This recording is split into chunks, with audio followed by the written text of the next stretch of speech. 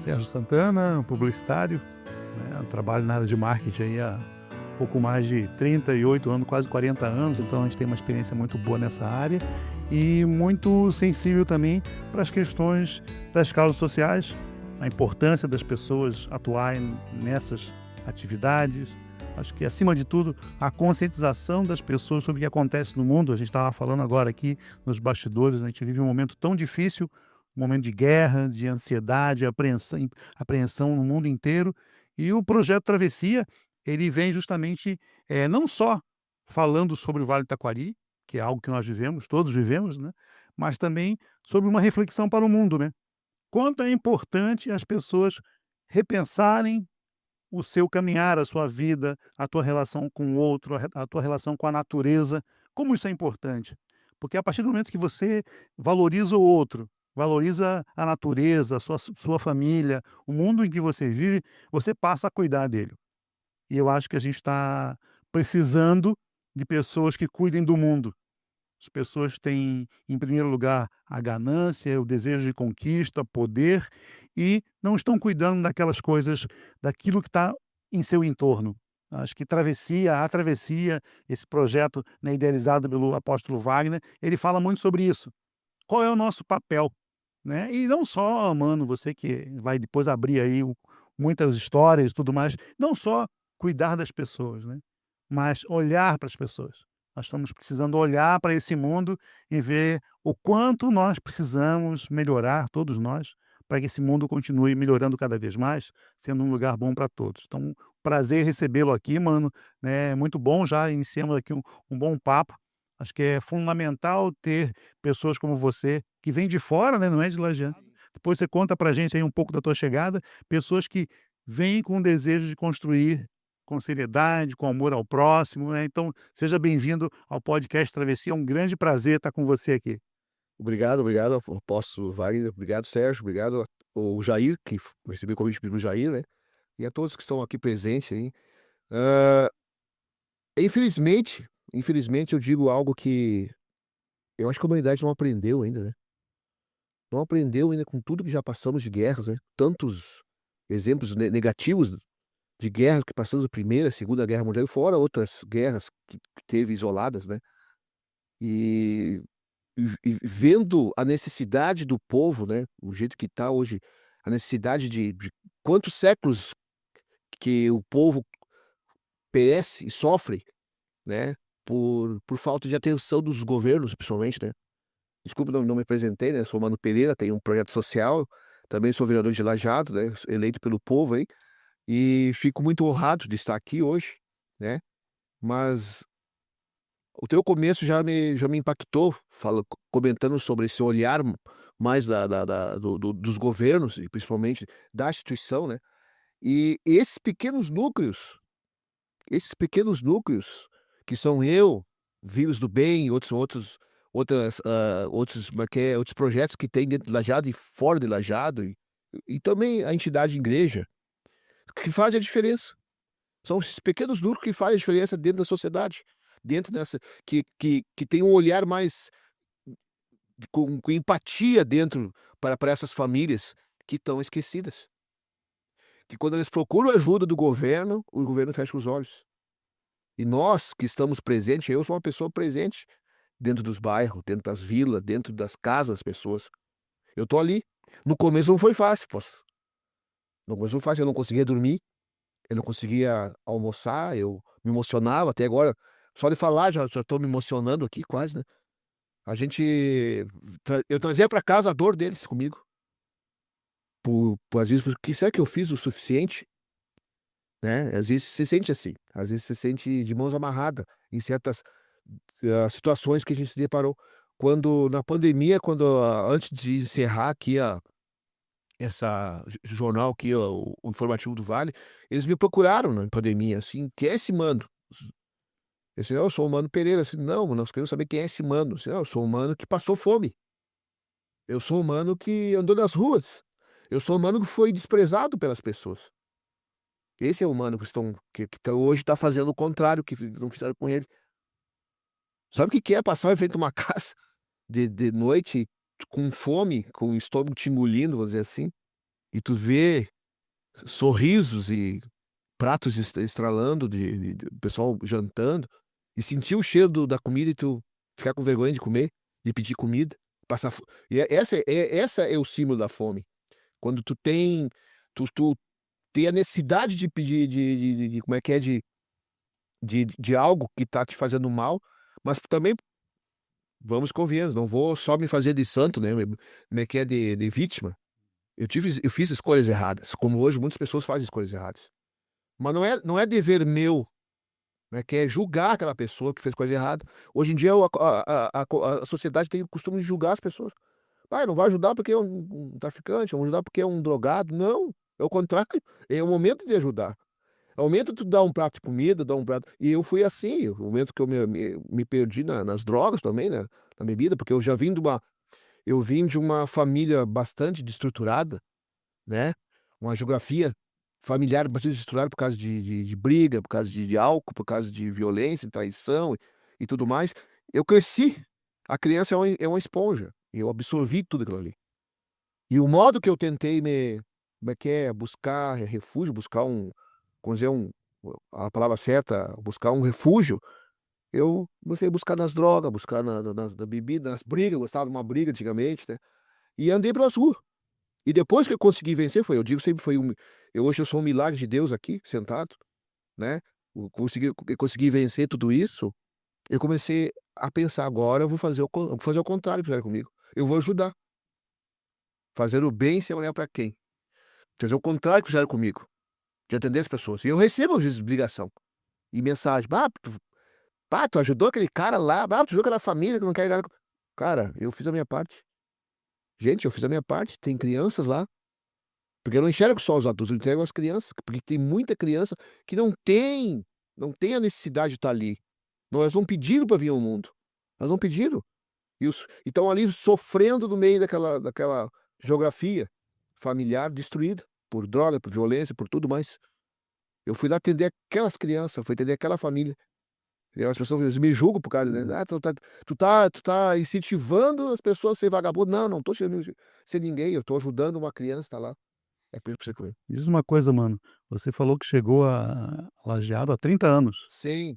Fala de forma resumida como é que foi, em que momento você chegou, que hoje você é uma personalidade, é um político, né, que tem uma causa social estabelecida, tem um projeto social fazer o bem, né, em Lajeado. Fazer bem lajeado. Fazer bem lajeado, né, tem um projeto social, você interage com muitas famílias, você comentou que faz uma ajuda pessoal, muitas vezes, a aquelas pessoas que precisam, mas como é que foi rapidamente essa sua trajetória nesses 30 anos em Lajeado? Você chegou aqui, em que momento da vida você chegou aqui e como você foi recebido, como é que você se deparou com Lajeado e como é que você construiu essa carreira hoje aí reconhecida como um homem público? É, eu digo fuga, né, a minha cidade, eu sou natural do Alegrete, né, Rio Grande do Sul, bem perto da fronteira, perto do Uruguaiana lá, né.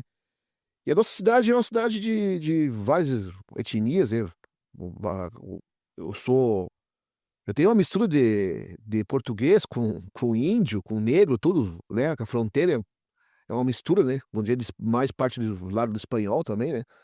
Então, lá no as pessoas parece que não investiam naquela região lá. E eu tinha necessidade muito de trabalhar, né, eu nunca quis estudar, sempre quis trabalhar, porque a gente, minha vontade sempre de querer ter eu ter o a minha privacidade, ter meus bens próprios, vamos dizer assim, né, construir meu canto, né. E lá não te obrigava a trabalhar, assim, carteira assinada, né, e servir o quartel, depois eu fui servir o quartel, né, desde os 12 anos trabalhando, e fui servir o quartel, fiquei 2 anos no quartel, aí o meu tio era gerente regional da CE aqui em Lajeado, o tempo da CE aqui em Lajeado. Que a CE eu acho que não era privatizada ainda, em 94, acho que é. E aí meu tio estava morando aqui. E aí me convidou para vir morar aqui. E eu vim para cá. E aí a gente chega com uma cabeça totalmente diferente, com um modo totalmente diferente, uma visão totalmente diferente de fronteira. E Lajeado está muito à frente, né, de muitas cidades aí, né, de fronteira, né, porque pensei: "Bah, mas aqui tu parece todo outro mundo", né.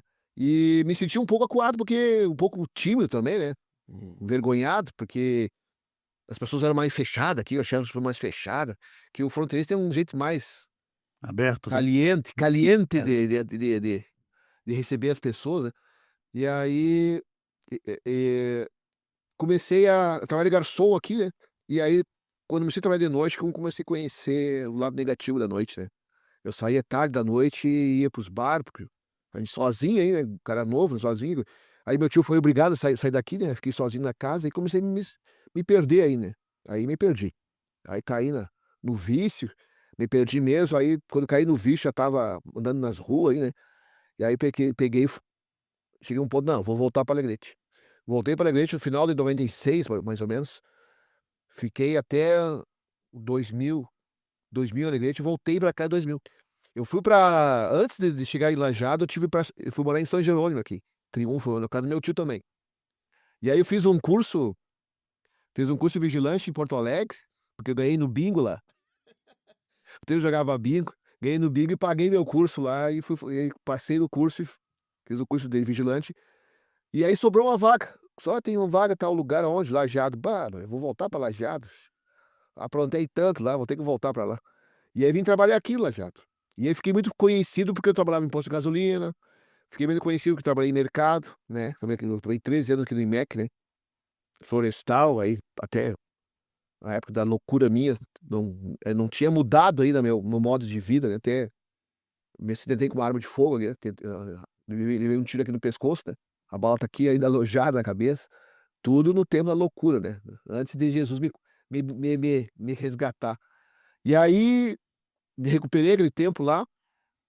Como segurança, dentro dos mercados, eu sempre pegava as pessoas, eu era meio bruto, né? Eu já tinha aquela coisa.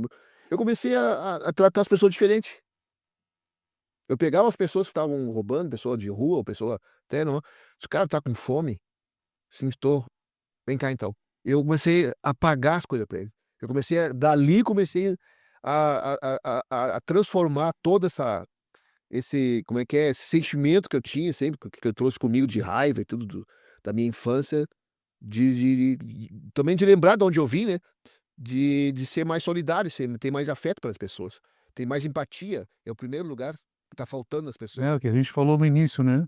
Como esse sentimento ele transforma e abre caminho para as pessoas, né? Sim. E aí surgiu uma situação de uma família aí que não gosto nem de falar nome, né? Que parece que o pai matou a mãe e se matou na frente dos filhos, né? E tinha um monte de criança lá. E aí eram meus amigos dois. E aí eu comecei a atender essa família aí. A atender com. Eu pegava o meu rancho, porque trabalhar em mercado é uma miséria, né? Eu pegava o meu próprio rancho que eu ganhava no mercado, ia lá ajudar eles. Chegava no final do mês, eu sempre comprava tênis, coisa, e comprava DVD. E aí chegou o tempo do DVD, rapaz. Olha só como é que é as coisas, né? Eu digo que Deus faz as coisas assim, tudo certo. Eu comecei a vender DVD pirata naquela época e ganhava um bom valor. E eu pegava, e desse valor que eu ganhava, eu ajudava essas 6 crianças, só um que se perdeu dessas 6 crianças. E comecei a ajudar eles, comprava aqueles videocassete e tudo mais, e comecei a atender as crianças. E eu parecia um segundo pai para eles lá, porque eu tava sempre lá junto com eles. Hoje estão uns baitas, uns moreno bonitos, sabe?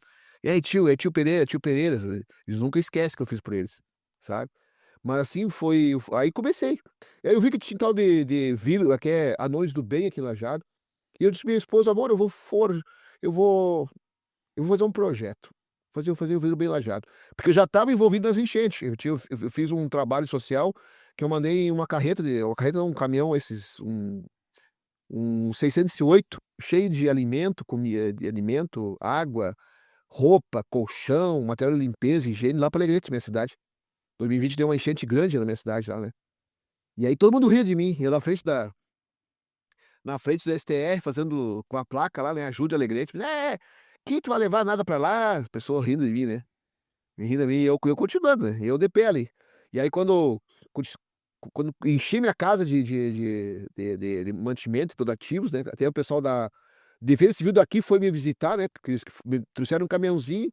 Disse, não, mas isso aqui não vai dar certo, cara. Não, tem muita coisa. Eles entraram na minha casa já virada em caixa. Dentro da minha casa é grande, né? Virada em caixa, e com cobertor e tudo que tu imagina, né? E aí filmei tudo carregando, né, pessoal? Tá aqui, ó. Aqui tá a prova aqui. Que as coisas aconteceram aqui. E aí veio a pandemia. Na pandemia eu me destaquei muito porque eu não tinha medo, sabe? Se eu ia pegar ou não. Eu falei, se eu morrer hoje, eu vou morrer por uma causa. E aí eu entrava nas casas, abraçava as pessoas não podiam trabalhar. A maior parte das pessoas que moram em bairro trabalham assim, autônomos, né? E pedreiro, pintor, todo mundo estava sem trabalhar, né, naquela época, né? E aí eu conseguia suprir essas necessidades dessas pessoas aí. E aí eu comecei a criar um vínculo com essas pessoas aí, né? Onde eu chegava, mano, até hoje, graças a Deus, onde eu chego é mano pra cá, tava na escola hoje, mano. Então eu comecei a criar um vínculo com essas pessoas e as pessoas comecei a ficar conhecido. Ah, eu preciso de ajuda, fala com o mano. Ah, preciso, sei lá, eu tenho um projeto lá. E aí comecei a fazer esses eventos como é que é, de Natal, Páscoa, de criança, já focando essas crianças carentes, né? Porque eu também já não tive isso, né? Não tive isso na infância. Hein, apóstolo? Quantas histórias como essa aí o senhor conhece e quantos casos como esse aí já passaram pelas igrejas aí, pelo senhor?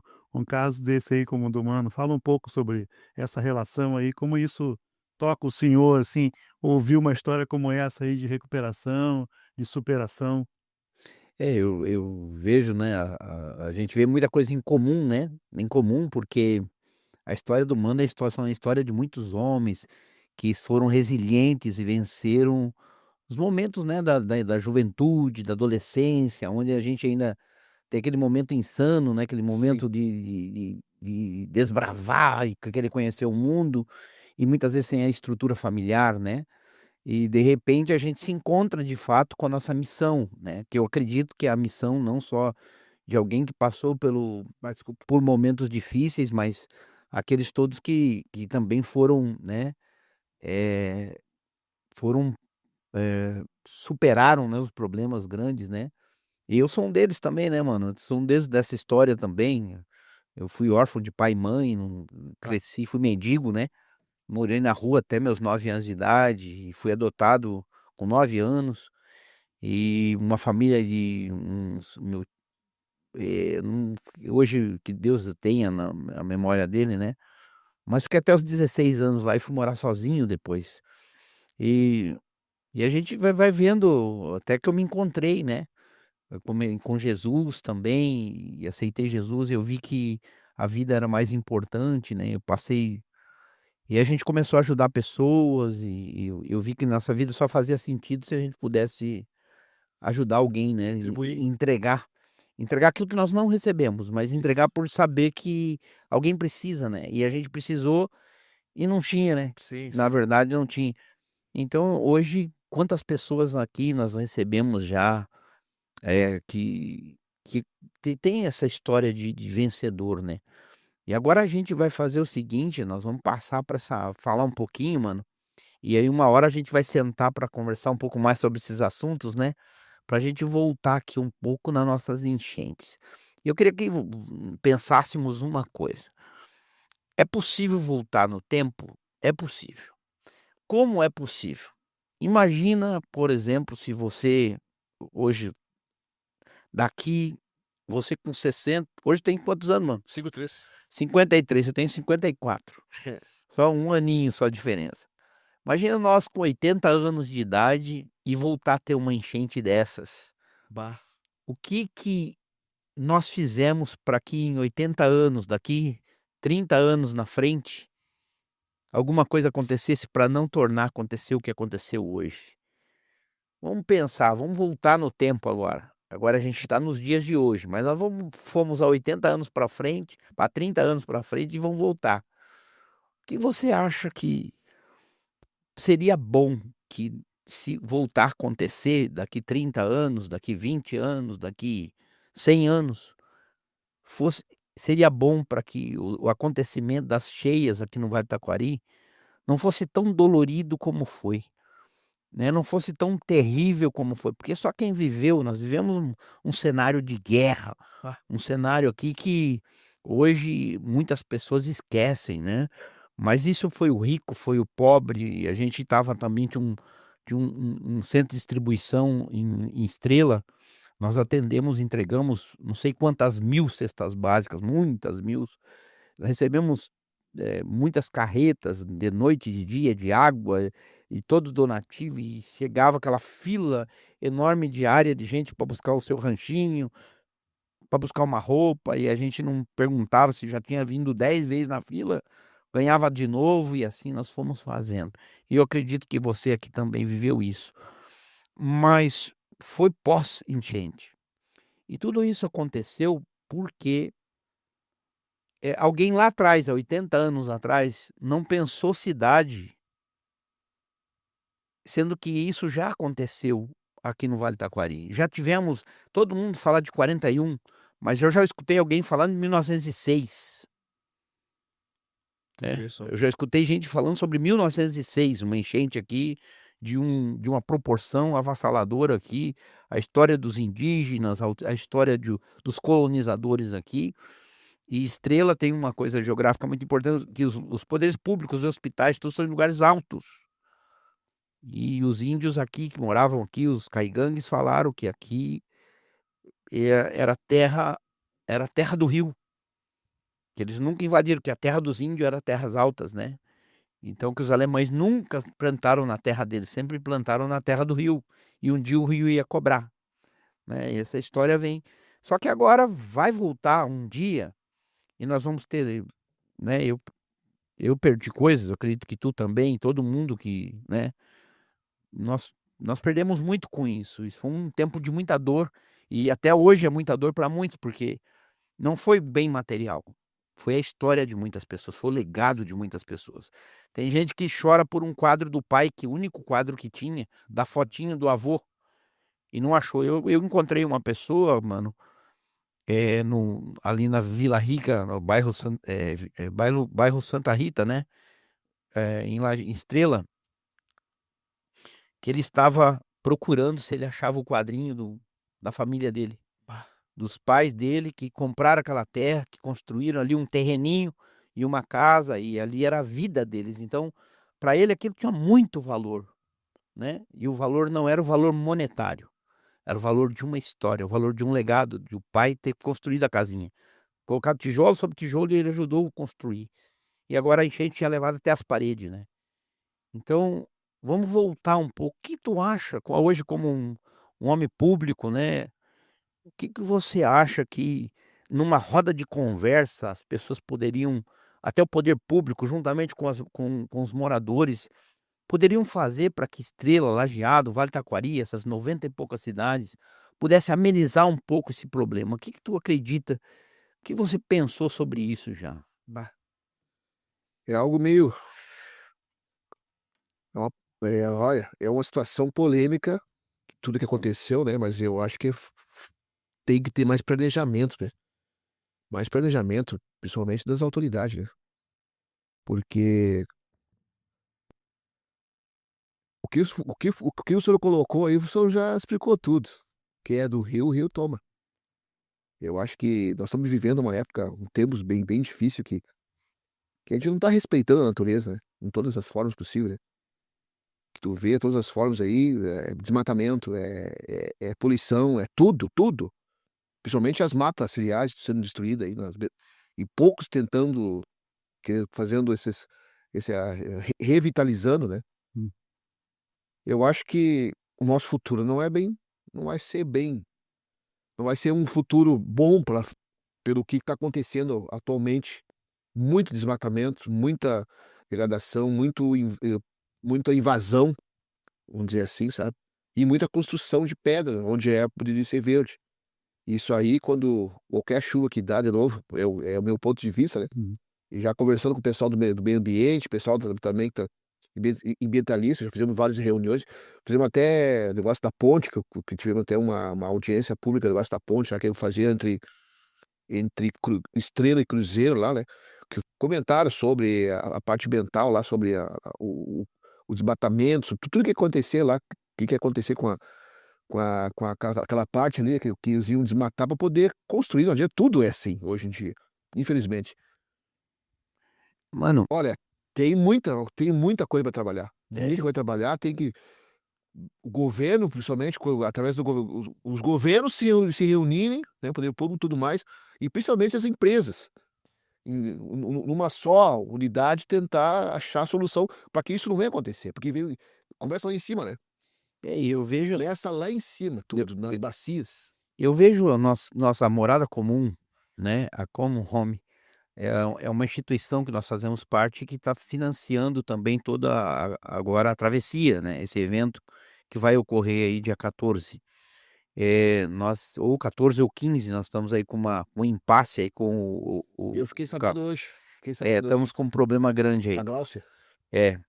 Então o que que acontece? A gente está levantando uma pauta para que esse diálogo não termine, para que ele continue.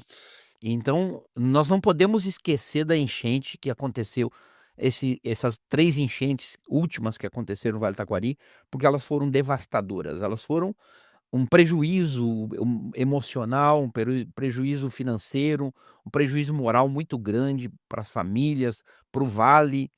E graças a Deus fomos resilientes e reconstruímos em muitas coisas, né, dependendo até do apoio de alguma verba governamental para arrumar algumas escolas. Só a Estrela teve 9 escolas destruídas, escolas públicas, né.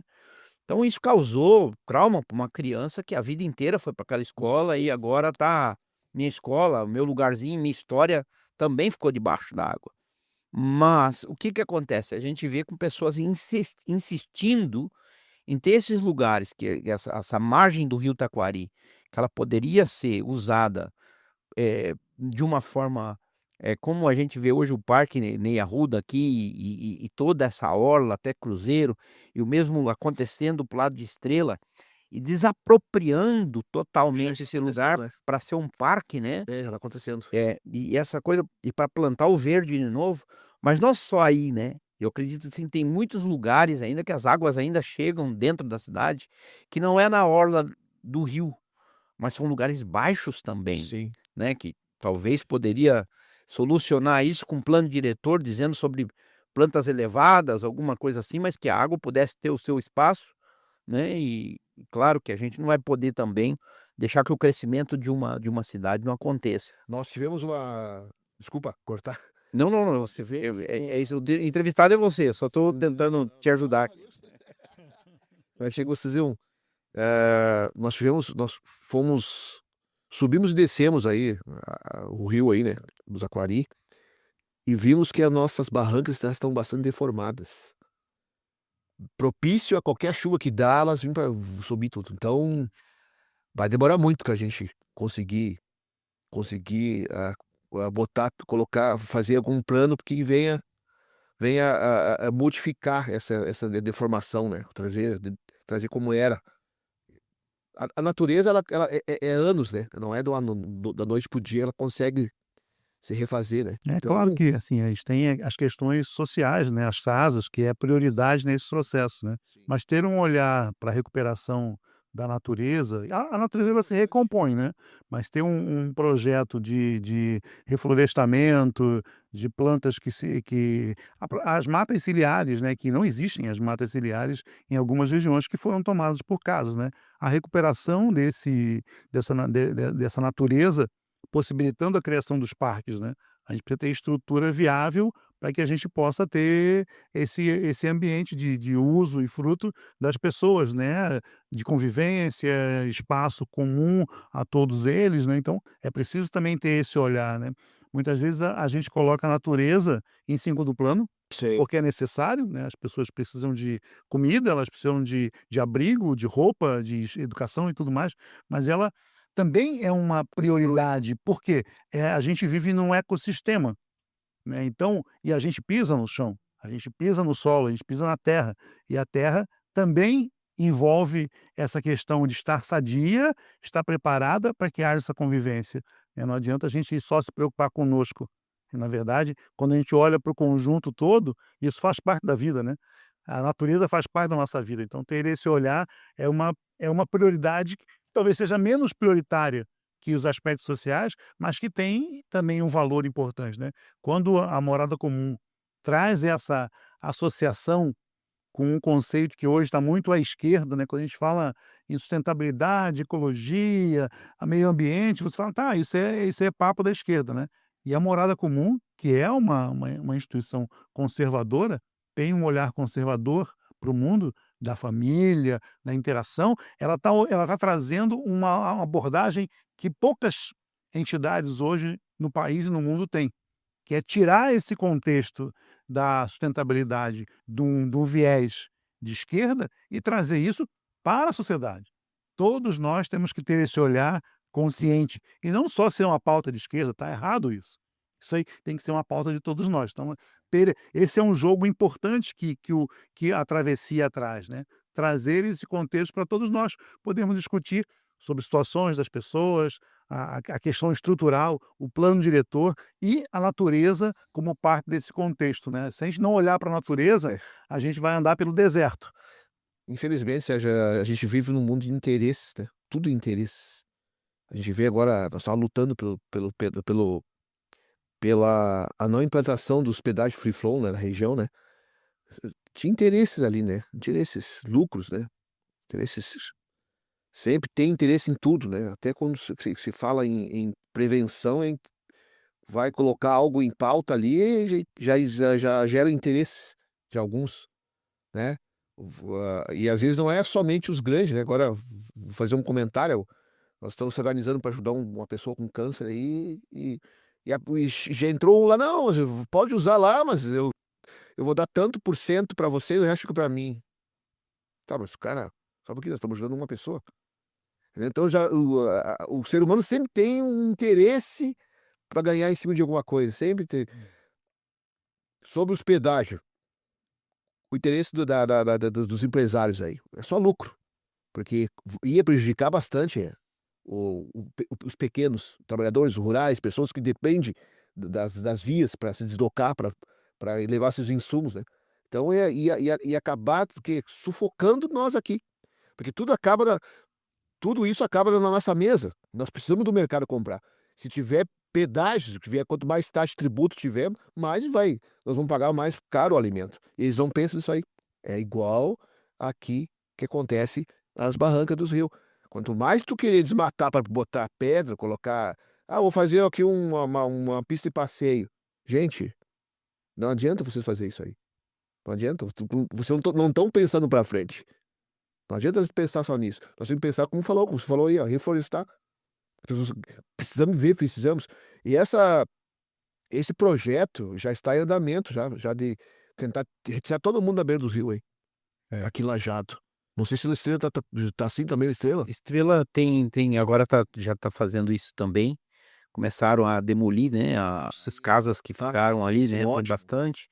Graças a Deus por isso, a gente Então, tem visto que bastante. a pauta está levantada agora até esse final de semana, sábado passado tivemos uma reunião com alguns líderes do governo atual, né, e a morada comum ela tem a visão, para você entender mais ou menos, nós somos conservadores, a gente tem a visão, por exemplo, no agro, a gente atua muito no agro e uma das coisas é fazer com que o agro não é criminoso, né, como a esquerda olha, né, que como o agro fosse um crime, né, com muitos, né, não todos, mas a sua grande maioria olha por esse tema, quando se fala de meio ambiente, essa pauta dentro de criminalizando o agro que traz o sustento para a mesa nossa, né. Então, a mesma coisa agora na visão que a gente tem, é fazer com que essas hortas se tornem produtivas e sejam, conservadas, né, e sejam cuidadas, né. Essas áreas sejam áreas verdes, áreas que, sim, tu possa ter uma infraestrutura toda, mas que detenha a sustentabilidade econômica em cima disso, né, fazendo com que esse lugar seja remanejado de uma forma inteligente. Então, e para que esse local ele não ofereça mais prejuízos para a sociedade, muito pelo contrário, ofereça lucro e que a sociedade olhe para o rio como algo muito especial para ela, muito importante, que ela não odeie o rio, mas que ela ame o rio, porque o rio é que traz riqueza, né. Se estamos aqui, se existe Lajeado, existe Estrela, existe Mussum, existe todas essas cidades que estão na margem do rio Taquari, é porque o rio Taquari fez com que esses lugares existissem, né. Porque antigamente as lavouras eram todas regadas pelo próprio rio, com a água do Hidrovia, rio, né? Hidrovias. as hidrovias também, que aconteciam aqui, as lavadeiras de roupa, né, ia lavar roupa, a gente não conta essa história, né, mas as lavadeiras iam nos rios, tem canções gaúcha, né, que fala sobre isso. Foi até composta no Alegrete, essas canções Sim. dessa lavadeira que as mulheres lavadeiras que se encontravam nos rios para lavar suas roupas. Então, o rio sempre foi, sempre será O começo de importante tudo. para um município, o começo de um município, né? Então, essa prosperidade que o rio traz, ele precisa ser, primeiro, respeitado e, segundo, explorado de uma forma sábia, aonde você é um ganha-ganha, aonde o rio ganha com isso e nós ganhamos também. Ele ganha a preservação, as margens ganham preservação, e com a preservação, a gente tornar isso lucrativo. Definiu tudo agora, a palavra só, hein? É. Definiu agora o senhor definiu tudo, a palavra só, respeito. É isso aí. Falta respeito. Acho que a gente está vivendo um momento de mais consciência, né? Porque se a gente olhar para trás de 41, o posicionamento era aquele de dar as costas para o rio. E não é só o Vale do Taquari, né? Porto Alegre fechou o cais, colocou um muro e a própria cidade deixou de olhar o rio. Então, desde aquela enchente de 41 para cá, olhou-se pouco, né, o potencial, né, em todos os aspectos que o rio pode oferecer. E aqui também nunca houve essa relação. O rio estava aqui, eu não sou daqui. Eu estou no Vale do Taquari há cerca de 9, 10 anos, né? Então, a relação com o rio, ela é superficial, né? Não se dava o valor e a atenção devida ao rio. Claro que o pescador vive dele, temos muitas atividades relacionadas ao rio, mas a sociedade, de modo geral, a sociedade urbana que se criou, né, na região do Vale do Taquari, várias cidades, né, não tinha uma intenção proativa com o rio, tanto no lazer quanto na a própria exploração, né, o quanto de pesca que a gente gera. A pesca, nós poderíamos ser um grande polo Turismo, né? produtor pesqueiro, Sim. turismo, se nós não vínhamos fazendo isso. Acredito que a gente tenha hoje pessoas com maior nível de consciência em cargos políticos, esperamos que tenham, né? Sim, sim. Tá? Então a gente vê ali movimentos, né? O turismo, né? Os próprios gestores públicos em algumas cidades trabalhando fortemente nisso. Estrela é um caso, Lajeado também tem bons sinais nesse sentido. Então, acho que nós vivemos um momento da mudança, mas é importante a gente empurrar isso um pouco também, porque há uma tendência, né? Faz-se hoje, daqui a 2 anos faz-se menos, daqui a 5 deixou passar e volta tudo ao normal, começa a liberar para construção de casa ali. Eu acho que isso não vai acontecer, mas a gente tem que estar atento a isso. E até tu colocou uma coisa, Sérgio, importante, e até falar para o nosso vereador aqui o que aconteceu na nossa reunião. Aconteceu um fato em Porto Alegre muito interessante, porque eles fizeram os diques, né? Os diques foram rompidos, então o que aconteceu? A água entrou para dentro da cidade. Tu vê só. E aí o que aconteceu? Quando o rio baixou, a água permanecia porque o dique estava segurando. Então eles tiveram que trazer as bombas enormes em aviões da Força Aérea, da FAB, para Porto Alegre, para poder descarregar isso. Acho que descarregaram em Santa Maria, nem sei em qual lugar, porque o aeroporto aqui estava trancado na época, não podia ser usado. E eles eram geradores do tamanho de um, sabe, muito grande, tamanho de um canhão de guerra. Só o gerador para empurrar a bomba, para bombear toda a água, de tirar da transposição do Rio São Francisco, trouxeram aqui para Porto Alegre para poder fazer a transposição do rio, Tu vê das águas que ficaram presas. Por quê? Porque um dia, em vez de não permitir, o plano diretório não permitir que se construísse alguma coisa em lugares baixos, fecharam o rio e falaram assim: não, você não entra mais aqui. Então, quer dizer, em vez de explorar o rio e fazer com que... A gente vê no Nordeste, né? Eu viajo muito.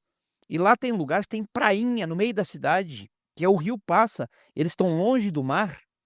E são cidades mais agrestianas, mais para dentro do continente. E eles usam aquele rio até hoje. Tem até boto rosa no rio. As pessoas vão nadar no rio, no meio, no centro da cidade. Tu pode parar com um motorhome, tu pode parar. Então tem os bares que ficam na volta ali, né?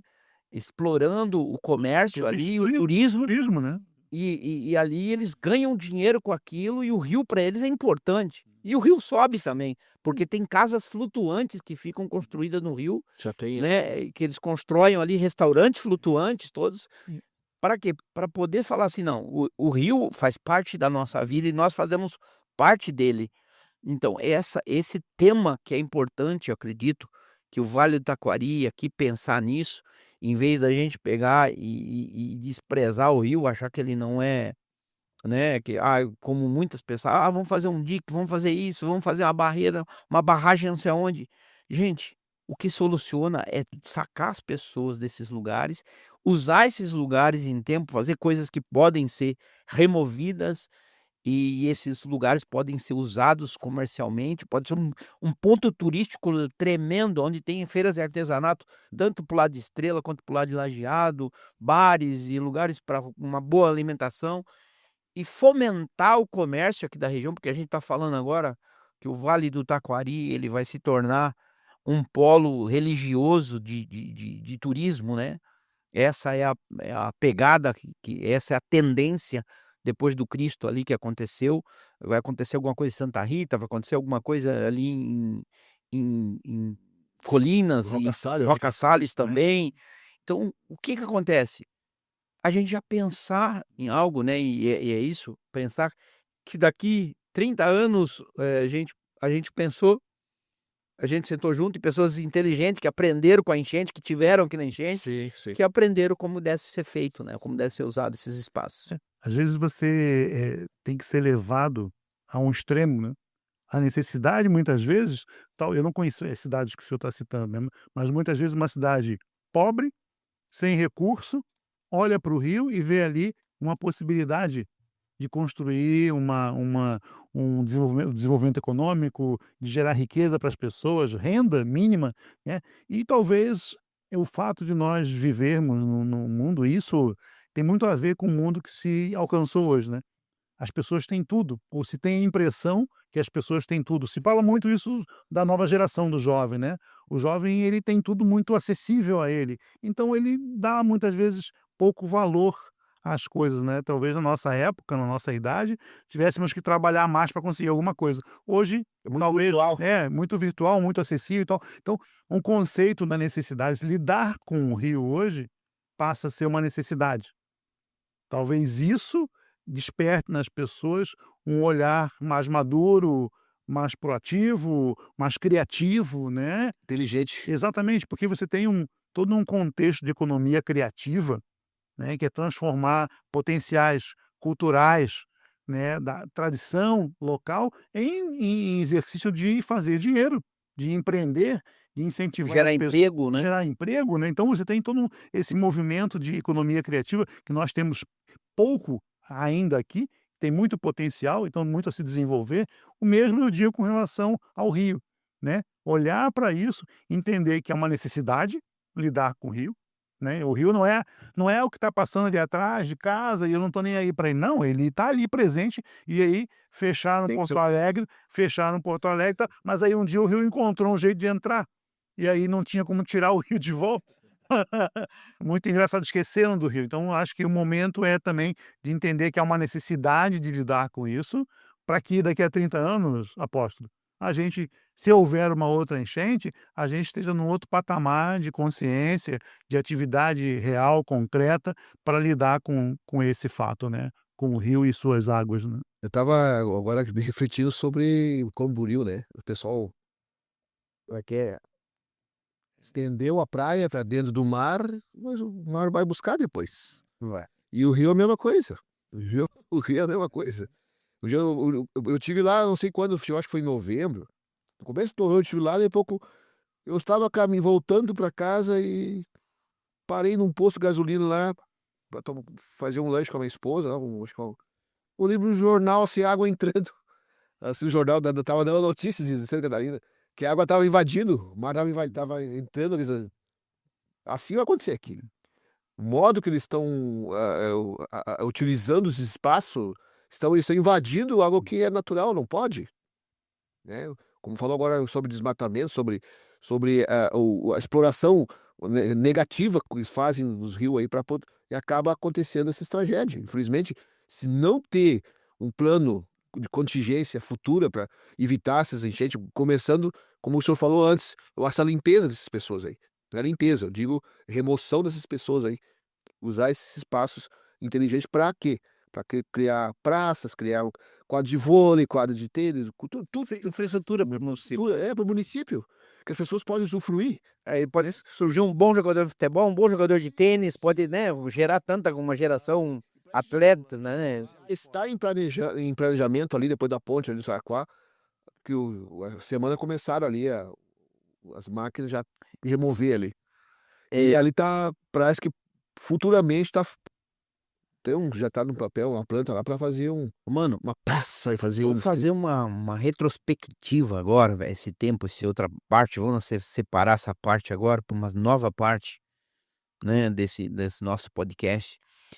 Vamos falar um pouquinho sobre tua experiência, aquilo que tu passaste, e contar alguns episódios que mais te marcou nos momentos da elevação das águas, depois pós-elevação. Como é que foi isso pra ti? Como é que tu sentiu? E qual a história que tá dentro do teu coração muito forte, assim, que você possa dizer: "Pô, esse momento pra mim foi incrível, esse momento foi foi emocionante", né. Hã, como tu recebeu toda essa cheia? Porque a gente vê uma em 23, né, que aconteceu, 2023, a de setembro ali, que foi um sinal de Deus importante, sim, sim. porque se não tivesse acontecido aquela, eu acredito que muito mais pessoas teriam morrido, né. Então eu quero te perguntar, assim, como que você pode relatar um pouco, fazer um relato desses 3 acontecimentos, em especial? Angustiante, é. Foi muito angustiante. Cara, olha, parece que eu tô vivendo mesmo, agora tô vivendo a lembrança quando eu tinha uma pastora ali, a Ana, que mora ali ao lado da ponte Saraquá, ali pra dentro, aquela rua ali, agora eu me esqueci, eu acho que é a Rua Parobé, Rua Marumpa Parobé, acho que é o nome da rua. Eu vi que ela pediu socorro e chovendo, não parava de chover, não parava de chover, não parava de chover. E ela dizia: "Mano, socorro, mas não tenho, eu tenho uma caminhonete, não, mas me traz a caminhoneta mesmo". Aí eu tinha a caminhonete, Essa foi a última. a dia 23, o dia de 2023. Tá, primeiro. E aí eu saí correndo, peguei a caminhonete, saí correndo, botei um amigo meu: "Cara, vamos dar uma mão lá que o rio tá subindo, não para de chover". Disse: "Não, não, mas isso aí vai dar, não vai dar tanto". Olha, cara, não para de chover a meteorologia só falava, ela alertava: "Mais chuva, mais chuva, mais chuva". Disse: "Vamos lá". E aí cheguei lá, tava essa pastora assim, ansiosa, apavorada, porque ela já era residente, né, já tinha pegado muitas enchentes, então ela estava: "Não, aqui eu não vou ficar, aqui eu não vou ficar", diz ela assim. E aí começamos aquela chuva não parava, e aí começamos a carregar as coisas dela, sabe, assim, num sufoco. Aí quando eu com a caminhoneta cheia de coisa, assim, e passava assim nos locais dentro aqui embaixo no cantão ali, né, vários caminhões já pronto, e já tinha já uma barraca de como é que chama? Uma barraca como é que é? Uma barraca de tipo de plantão, assim, pra poder orientar as pessoas, né, o pessoal da Serviço Civil. E eu não era ainda, não estava da política ainda, mas eu estava sempre envolvido com as pessoas ali. E aí comecei a receber ligação: "Mano, eu tô aqui e tal, perto da van, mano, e eu não, gente, eu não tenho caminhão". Aí eu fiz fazia vídeo toda hora na rede social: "Pessoal, quem tiver caminhão, quiser se voluntariar, eu tô com várias pessoas pedindo socorro aí que podia". E aí começou a bater o pavor em todo mundo. Começamos a bater o pavor. Quanto mais pessoas começavam a entrar na rede social, como é que é, assim, divulgando a sua situação, né, fazendo eu vou dizer um alarme, e eu começava a chamar as pessoas para convocando voluntários, porque nós o que mais precisava ser voluntários para esses correriam, né. E mais, começou a virar um pavor toda essa gente aí. E aí conseguimos, aí carregamos zero, já veio um caminhão, já fomos em outras casas, e assim a gente não parou. A gente carregando aquela família, mas a gente já queria estar ali já, do outro lado. E aquilo que virou, parecia um sentimento de ansiedade, muita ansiedade, entendeu? E a gente chegou a um ponto que a gente não estava mais sentindo o corpo. De tanto que cansado que estava, carregando móveis, carregando geladeira, carregando tudo. E aí eu pegava o celular pra tirar uma foto com os guri pra registrar, já tava umas 4, 5 mensagens: "Mano, eu tô aqui, mano, a água tá bem na porta da minha casa". E os caras: "Vamos pra lá, vamos pra lá, vamos lá pra conserva, lá para o fundo da conserva, vamos lá". Eu subi no caminhão, subi 2 carros e saía cortando a enchente entrando na beira-rio ali. E aí se enfiava naqueles cantos lá, carregando pessoa, carregando criança, então a gente, assim, ó, é uma explosão de acontecimento, que tu olha pra lá e parece, que o mundo tá acabando, sabe. É uma explosão de acontecimento que a gente acaba, parece, assim, um pesadelo, sabe. Pesadelo. Parece um pesadelo, sabe. Corre pra cá, leva pra cá, Pega ela lá, não, meu cachorro, pera, não, meu sei o quê, eu tenho que buscar a senhora lá, a senhora mora sozinha, sabe? É tudo isso aí, e a gente se torna, sabe? A gente chega a um ponto que a gente, meu Deus, que tá acontecendo, sabe? E fica aqueles flash, sabe? Vai lembrando tudo de novo, né? E aí tu vai chegando com os caminhões, tu vê aquele modelo de gente assim, apavorada assim, eu deixei meu cachorro, será que a mãe tá bem, sei o quê? Sabe, as pessoas tudo no ginásio, sabe? E a gente assim, tentando Ô, mano, acalmar. que momento tu chorou mais, que mais te doeu? Qual foi o pior momento dessas 3 enchentes aí que tu recorda, assim, que foi uma cena que te marcou? Eu tava voltando pra casa e ficou gravado no meu celular aqui. 2 famílias que eu hoje me dou muito bem, eles viram meu esforço. E eu voltando pra casa aqui e eu tava na 386, que eu tinha que fazer toda a volta pra eu entrar no centro, tá tudo tomado d'água, né? Que eu disse assim, eu fiz um vídeo até, fiz assim, pessoal, eu me desculpa, eu não consegui ajudar todo mundo. Eu pedindo desculpa, porque 2 famílias aqui aqui na Delfino Costa, essas 2 famílias gritaram tanto por mim, manda, me ajuda, e eu tava com um caminhão só, nem era caminhão, era uma caçamba, que os móveis caíam dentro daquela caçamba, cheio d'água. Móveis bons das pessoas caíram dentro daquela caçamba, destruindo tudo, e ali, tu olhava para trás, espera um pouquinho, isso já tá voltando, isso aí, tentava, quanto mais rápido possível, voltar para ajudar, quando nós voltava para ajudar, aquela pessoa pediu socorro para nós, naquela rua ali, a casa tava no meio da rua, já levando pela água, assim. Isso aí entristecia a gente, sabe? E aí eu fiquei com aqueles áudios na minha cabeça, mano, eu perdi tudo, não consigo mais sair, não consigo mais, eu perdi tudo, sabe? Então, tu se sente culpado às vezes, sabe? E aí não tem como a gente não se emocionar, sabe? Mas não foi culpa E tua, né? e uma também da situação que eu chorei muito, quando eu peguei uma criança de 3 meses no colo, com aquela chuvarada e não tinha ninguém da Defesa Civil, nada. E eu, não, entra aqui, eu botei uma lona por cima dela, botei no carro ali, botei todos os móveis que tinha, e sacos de roupa, e levando aquela criança desse tamanho, esses 3 meses assim, e a mãe chorando, sabe? A mãe chorando e apavorada. Assim, mas faz 3 meses que eu tô aqui, morando aqui, 3 meses que eu tenho a minha filha e acontecendo tudo isso, sabe? E tu não sabia o que fazer, sabe?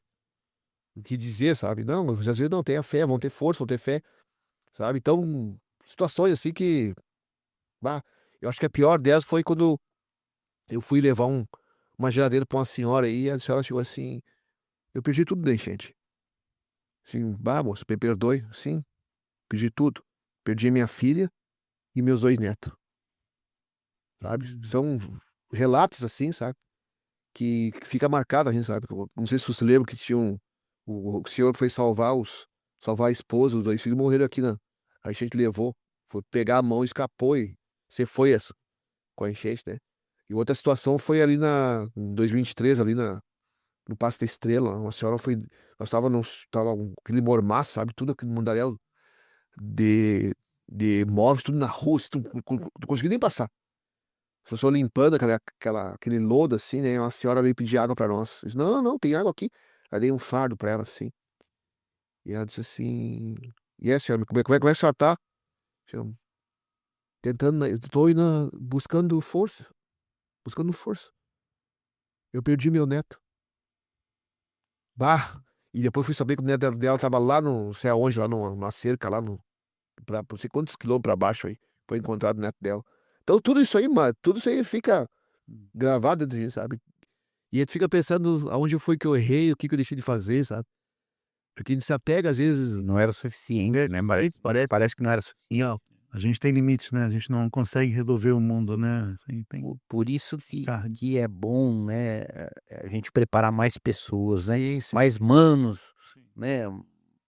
Precisa preparar mais Marcão, Mas Wagner, mais Wagner, mais Manassés e precisamos preparar mais pessoas, né?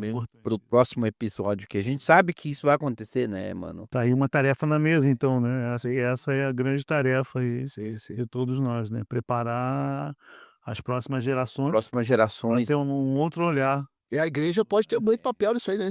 muito grande, Por ser essa instituição que tem, já tem essa já tá próximo, né? Já tem esse dom, impeto, né? Tem essa inclinação, esse ímpeto, né? De A essência de Cristo, é, ajudar. esse coração cristão. Mano, a gente vai ficar por aqui. Quero te agradecer e quero que você deixe aí também, ah, olhando ali para tua câmera ali, uma palavra do teu coração para as pessoas e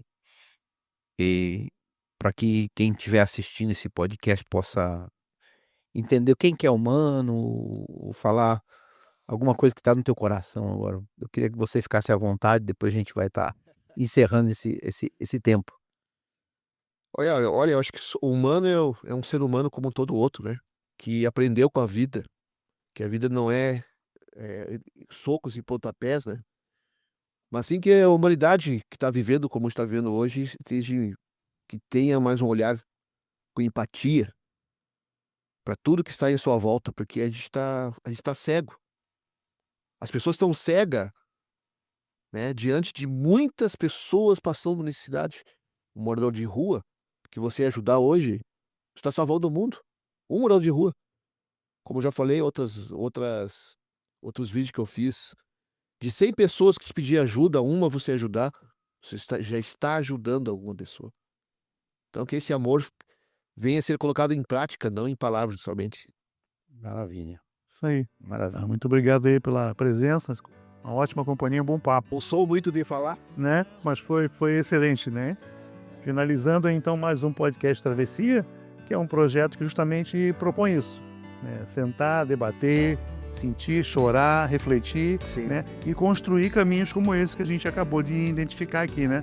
Precisamos preparar mais pessoas. Eu acho que estão aprendendo, sabe? Aprendendo. Eu acho que agora com essas enchentes aí, o nosso governo, agora é governo também, junto com o governo municipal, estão se preparando, porque eu já tive reuniões aqui em Arroio do Meio, de entidades e empresários se reunindo já para prevenção, né? Já para sobre essas A enchentes. sociedade tem que assumir, né? Sim. Se você, Andar de mãos a dadas. sociedade tem que assumir, ela não pode colocar tudo isso na custa do governo, né? Que ele não vai resolver também. E é isso aí. Gente, obrigado pela audiência. Projeto Travessia, vem aí, tá? Um grande abraço, contamos com vocês. Abraço. Tchau, tchau. Até mais. Tchau, tchau. Grande abraço. Obrigado. Amém.